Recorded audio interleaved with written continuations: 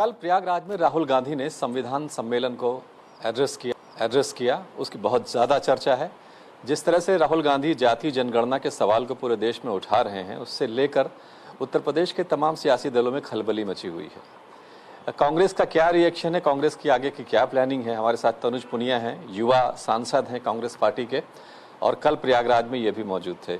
तनुज, हमें ये बताएं कि ये जो पूरा एक कैंपेन राहुल गांधी चला रहे हैं, कल का जो संविधान सम्मेलन था, क्या रिस्पांस रहा वहाँ पर और किस तरह से लोगों ने उसे रिस्पॉन्ड किया?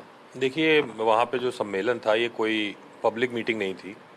इसमें हर वर्ग के, हर समाज के इंटेलेक्चुअल लोग थे। कोई प्रोफेसर था, कोई एक्टिविस्ट था, कोई एनजीओ चला रहा था। तो इस तरह के लोग थे वहाँ पे। और हम लोग तो बस वहाँ पे, क्योंकि राहुल जी गए थे इसलिए हम लोग उनके साथ गए थे बस। लेकिन वहाँ पे जो बातचीत हो रही थी, जिस तरह से राहुल गांधी जी ने उसमें बताया कि जातिगत जनगणना की क्यों ज़रूरत है। बार बार उन्होंने कहा कि मैंने हमेशा एक्सप्लेन किया है, बताया है आपको कि जातिगत जनगणना होनी चाहिए, लेकिन क्यों चाहिए उसको विस्तार रूप से उन्होंने बताया कि देखिए, उनका ये कहना था कि एटलीस्ट हमको पता होना चाहिए कि कौन सा वर्ग, कौन सा समाज क्या कर रहा है और कहाँ पे है इस समय, उसकी मौजूदा स्थिति क्या है। अब इसको बार बार हम लोग, सब लोग ओबीसी वर्ग से जोड़ देते हैं, लेकिन सिर्फ ओबीसी वर्ग की जातिगत जनगणना नहीं है।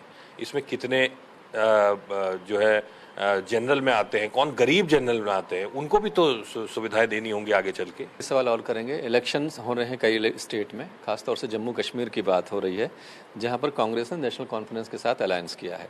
आज भी कुछ लोगों ने कहा, जो लोग छोटी छोटी जातियों की राजनीति उत्तर प्रदेश में करते हैं, वो ये कह रहे हैं कि कांग्रेस 370 के सपोर्ट में है। 370 जम्मू कश्मीर वो वापस जाएगी तो जो दलितों, पिछड़ों को आरक्षण मिल रहा है वो भी खत्म हो जाएगा।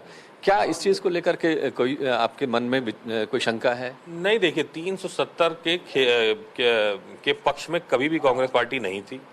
पार्लियामेंट में बहुत पहले भी कहा गया था, मेरे ख्याल से 70 के दशक या 80 के दशक की बात है, कि 370 ऐसी धारा है जो चीनी की तरह है, जो आप घोलते जाइए, पानी और डालते जाइए, वो धीरे धीरे खत्म हो जाएगी। तो तनुज पुनिया, सीधी सीधी बात ये है कि जो लोग राजनीति कर रहे हैं दलितों की, अब तक करते आए हैं, अगर वो कहीं पीछे रह गए या उनका जनाधार खत्म हो गया या वो उस तरह से सड़कों पर इस अभियान के साथ नहीं निकल रहे हैं, इसकी जिम्मेदार कांग्रेस पार्टी नहीं है।